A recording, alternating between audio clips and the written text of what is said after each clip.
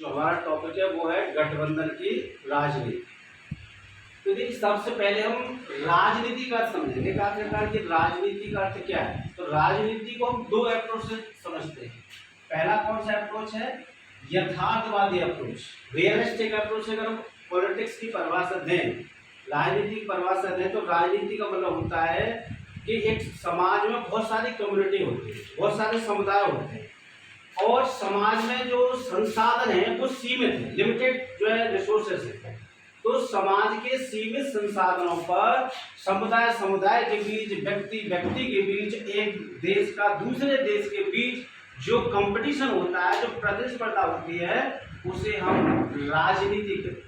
ठीक है, जैसे मान लो प्रधानमंत्री का तो पद एक ही है, तो एक दुर्लभ संसाधन है समाज का, मुख्यमंत्री के पास सीमित है। तो उन पर कब्जा करने के लिए जो एक समुदाय के बीच, व्यक्ति के बीच, एक राजनीतिक दल का दूसरी राजनीतिक दल के बीच जो भी कंपटीशन है, जो भी प्रतिस्पर्धा, उसको हम क्या कहते हैं? राजनीति। ठीक है, दूसरी अप्रोच अगर हम यथार्थवादी अप्रोच से बात करें, आदर्शवादी अप्रोच से अगर हम बात करें, तो राजनीति का अर्थ होता है कि व्यक्ति के दो तरीके कार्य होते हैं। एक व्यक्ति का कार्य होता है कि अगर कोई व्यक्ति अपने इंडिविजुअल के लिए काम कर रहा है, अपने व्यक्तिगत हित के लिए काम कर रहा है, और एक होता है कि जब वो सामान्य हित के लिए काम कर रहा है, जिस कल्याण के लिए, लोक कल्याण के लिए काम कर रहा है। तो जब व्यक्ति अपने व्यक्तिगत हित से आगे बढ़ करके जब सामान्य हित के लिए कार्य करता है, तो उसे राजनीति है। ठीक है, अगर हम देखें कि एक चिंतक है अन्ना हजारे, उनका ऐसा मानना है कि वर्तमान में तो राजनीति हो ही नहीं रही है। ठीक है, वर्तमान में राजनीति कहाँ हो रही है? वर्तमान में जो राजनीति है वो अपने व्यक्तिगत हित के लिए हो रही है। ठीक है, एक लोक कल्याण के लिए, सामान्य हित की राजनीति नहीं हो रही है। ठीक है, तो पहले हमने राजनीति का अर्थ समझा। राजनीति हमने यथार्थवादी अप्रोच से राजनीति का अर्थ क्या है। दूसरा हमारा हमने देखा कि आदर्शवादी अप्रोच से राजनीति का अर्थ क्या है। लेकिन वर्तमान में जो केंद्र में जो गठबंधन की सरकार बनी है, ठीक है, तो पहले हम ये देखेंगे गठबंधन जो है की राजनीति का अर्थ क्या है। गठबंधन की राजनीति का अर्थ ये होता है कि जब किसी भी राजनीतिक दल को जो पूर्ण बहुमत ना मिले और एक खंडित जनादेश यदि आता है, तो बहुत सारे राजनीतिक दल कि जिनकी आइडियोलॉजी आपस में बहुत ज़्यादा मिलती भी नहीं है, लेकिन फिर भी अगर मिलकर सरकार बनाते हैं, तो इस प्रकार की सरकार को हम गठबंधन की सरकार कहते हैं, और इस प्रकार की सरकार को हम गठबंधन की राजनीति। ठीक है, तो इसके पॉजिटिव और नेगेटिव दोनों ही पॉइंट हैं। अगर हम पॉजिटिव पॉइंट की बात करें, तो गठबंधन की सरकार का बनना, यानी ऐसे राजनीतिक दल जिनकी आइडियोलॉजी, जिनकी विचारधाराएं आपस में नहीं मिल रही है, लेकिन फिर भी वो मिलकर के सरकार बना रहे हैं, तो ये लोकतंत्र की परिपक्वता का प्रतीक है। ये हमें ये बात दिखाती है कि हमारी जो डेमोक्रेसी है, हमारा लोकतंत्र, वो मैच्योर हो रहा है, परिपक्व हो रहा है। ठीक है, क्योंकि तो दूसरा इसका पॉजिटिव पॉइंट है कि केंद्र में एक राष्ट्रीय सरकार का गठन होता है। केंद्र में जो सरकार का गठन होगा वो हर एक स्टेट से उसमें मंत्री होगा, हर एक जाति को देखा जाएगा, हर एक पार्टी को देखा जाएगा। तो इस प्रकार जो गठबंधन की सरकार में जो मंत्रिमंडल का गठन होता है, वो एक प्रकार से राष्ट्रीय सरकार का गठन हो जाता है, जिसमें हर एक वर्ग, हर एक क्षेत्र का, हर एक कम्युनिटी का प्रतिनिधित्व हो जाता है। तो ये इसके पॉजिटिव पॉइंट है। लेकिन इसके कुछ नेगेटिव पॉइंट भी। नेगेटिव पॉइंट ये है कि भाई जो है गठबंधन की सरकार बन जाती है, लेकिन जो है इसमें ये होता है कि इसमें स्थायित्व नहीं होता है, स्टेबिलिटी नहीं होती है। स्टेबिलिटी का मतलब हो सकता है कि जो है तो आपस में फिर मतभेद उत्पन्न हो जाए, तो समय से पहले सरकार के गिरने की आशंका रहती है। और इस प्रकार की सरकार में जो कोई दीर्घकालिक योजना या कोई परियोजना को लागू करने का जो है दृढ़ संकल्प इस प्रकार की सरकार में नहीं दिख पाता है। हमने ये देखा है गठबंधन की सरकार, जब गठबंधन की सरकार भारत में आई, तो राष्ट्रपति के विवेकाधिकार, जो राष्ट्रपति के जो विवेकाधिकार हैं, उनमें वृद्धि हो जाती है। गठबंधन की सरकार में जो एक प्रकार से संसदीय सरकार काम करती है, पार्लियामेंट्री गवर्नमेंट होती है। जैसे कि इससे पहले मोदी की सरकार थी, तो वो संसदीय सरकार नहीं थी, वो एक प्रकार से प्रधानमंत्री की सरकार थी, वो प्रधानमंत्री व्यवस्था हो जाती है। लेकिन जब गठबंधन की सरकार होती है, तो ये संसदीय सरकार होती है।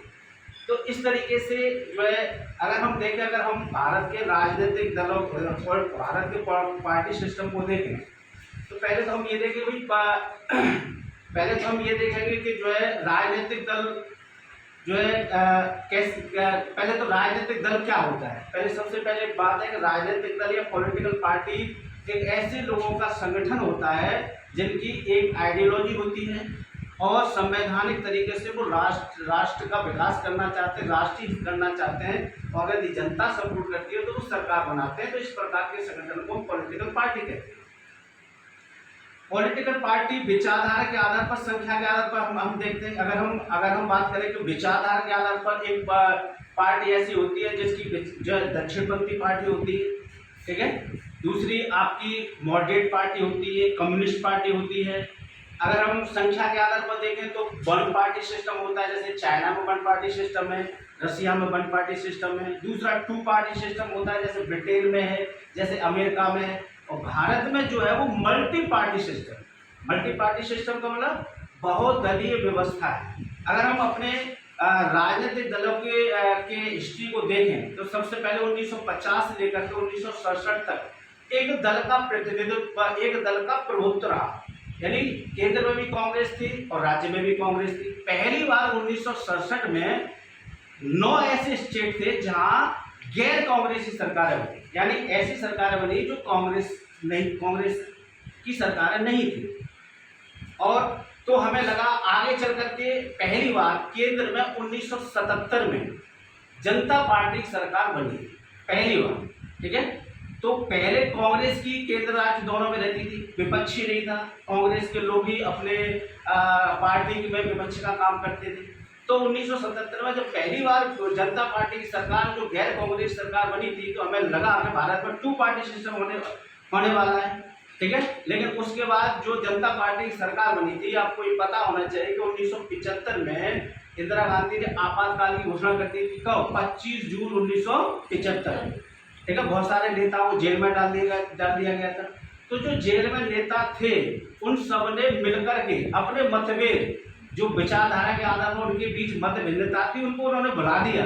और मतभेदों को भुलाते हुए उन्होंने अपने वहां पर ही एक पार्टी बनाई, जनता पार्टी, ठीक है। ये गठबंधन एक प्रकार का अननेचुरल अलायंस था, अस्वाभाविक गठबंधन था। वो बना और फिर चुनाव हुआ और जो है जनता पार्टी की सरकार बनी। मोरारजी देसाई प्रधानमंत्री बने, उसके बाद चौधरी चरण सिंह बने। ये गठबंधन चूंकि अननेचुरल था इसलिए बहुत दिन तक चला नहीं, और फिर आकर के कांग्रेस पार्टी की सरकार बन गई, ठीक है, 1980।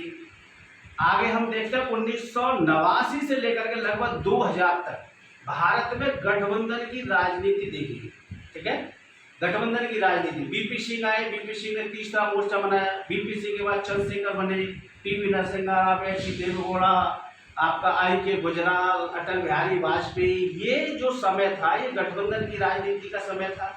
यहाँ पर हमने देखा कि ये वास्तव में से ये संसदीय सरकार थी।